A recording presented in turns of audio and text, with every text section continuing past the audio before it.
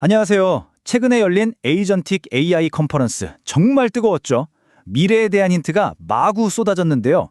자, 그래서 오늘은 그 핵심 내용들만 쏙쏙 뽑아서 단순히 말대답만 하는 AI가 아니라 스스로 생각하고 행동하는 AI 에이전트의 세계로 한번 깊숙이 들어가 보려고 합니다. 그래서 오늘 우리가 뭘 살펴볼 거냐면요. 우선 AI 에이전트가 대체 뭔지부터 알아보고 얘네들이 어떻게 생각하는지 그 머릿속도 들여다볼 거예요. 그리고 천재 한 명이 나은지 전문가 팀이 나은지에 대한 논쟁, 또 현실의 벽은 어떤 게 있는지, 마지막으로 스스로 똑똑해지는 미래까지 이 5가지 흐름으로 한번 따라가 보시죠. 자, 그럼 첫 번째 순서입니다. AI 에이전트와의 첫 만남. 우리가 흔히 아는 챗봇과는 차원이 다른 이야기거든요. 에이전틱 AI의 핵심은 딱 하나예요. 바로 목표를 위해 스스로 행동한다는 거.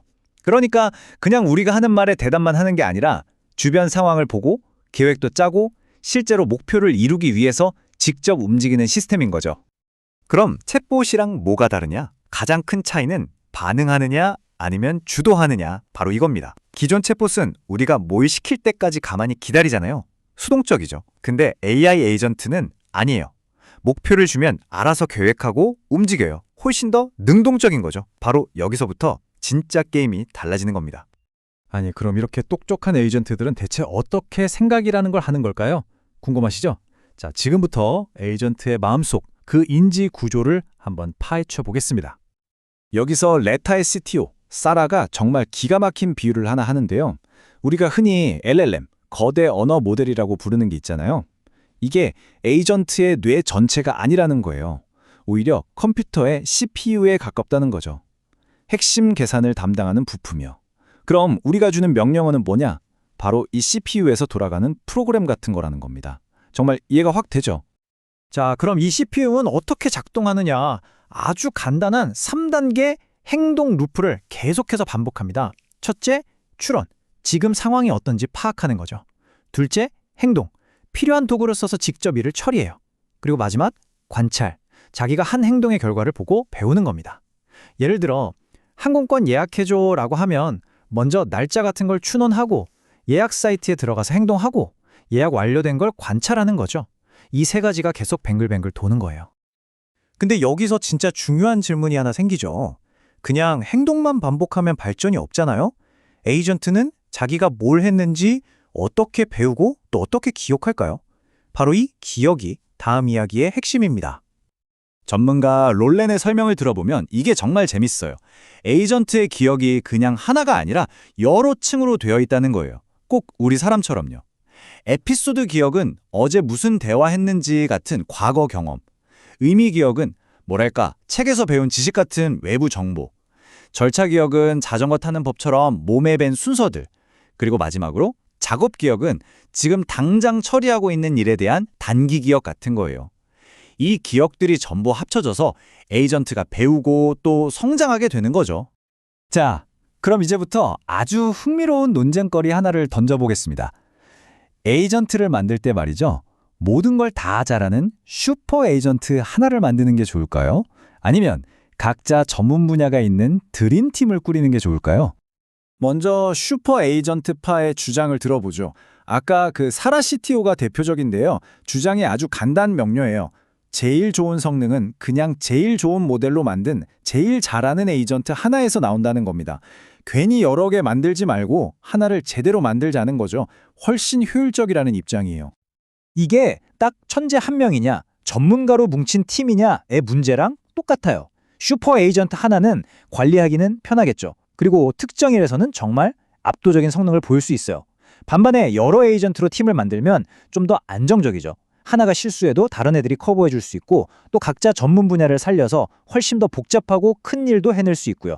정말 장단점이 명확하죠? 하지만 당연히 반대 의견도 있습니다. 완드의 AI 책임자인 카르틱의 생각은 완전히 달라요. 큰 거 하나에 목맬 게 아니라 작고 전문화된 애들을 여러 개 만드는 데 집중해야 한다고 주장하죠. 작은 전문가들이 모여서 협력하는 시스템이 결국에는 더 강하고 안정적이라는 거예요. 자, 지금까지는 좀 이론적인 얘기였죠. 그럼 이제부터는 아주 현실적인 문제를 한번 넘어가 보겠습니다. 이 에이전트 기술 왜 아직 우리 생활에 확 들어오지 못하고 있을까요? 도대체 뭐가 문제일까요? 95%. 네, 이 숫자가 지금의 냉혹한 현실입니다. MIT 보고서를 보니까 AI 프로젝트의 무려 95%가 제대로 된 투자 수익을 못 내고 있대요.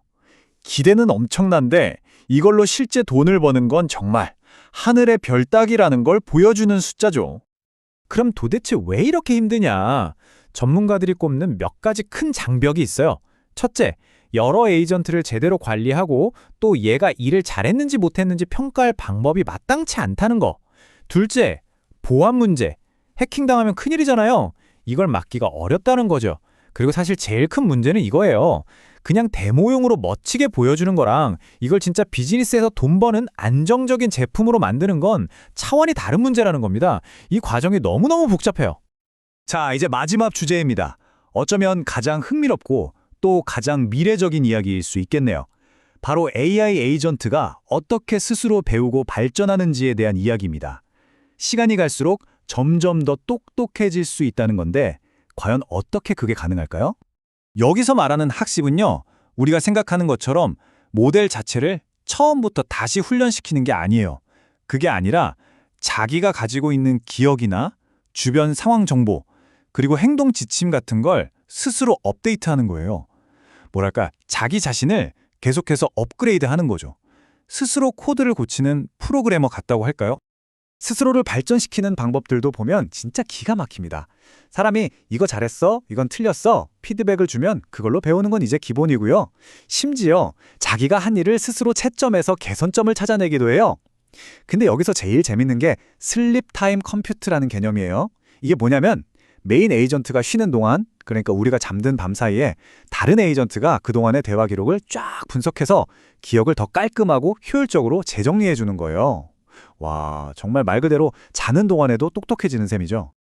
자, 이렇게 에이전트가 스스로 배우고 스스로 발전하기 시작하면 진짜 중요한 질문은 더 이상 우리가 뭘 만들 수 있을까가 아니게 됩니다. 진짜 질문은 바로 이거죠. 과연 이들은 무엇이 될 것인가? 이 질문을 마지막으로 여러분께 던지면서 오늘 이야기를 마무리하겠습니다.